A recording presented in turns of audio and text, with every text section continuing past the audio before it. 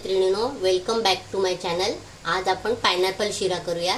त्यासाठी लागणारे साहित्य आहेत हे बघा। हे मी पॅन गरम करून घेतले। 1 वाटी साजूक तूप आहे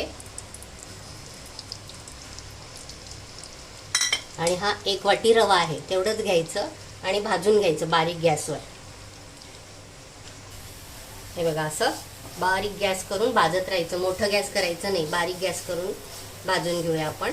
चांगलं खरपूस भाजून घ्यायचं, लाल रंग येईपर्यंत, तर शिरा चांगला होतो।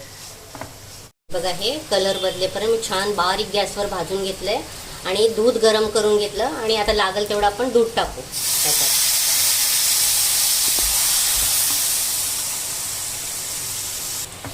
हे बघा, दूध टाकून थोडंसं शिजून घेऊ, नंतर साखर टाक।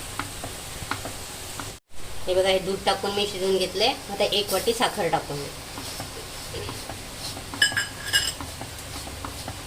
हे बघा, साखर घालून शिजून घेतले मी आणि ह्यात हे मी फूड कलर घेतले।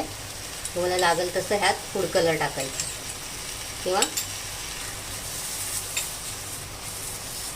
केसर पण टाकू शकता। हे बघा, थोडंसं चिमूटभर मीठ टाकायचं म्हणजे चांगली चव येते।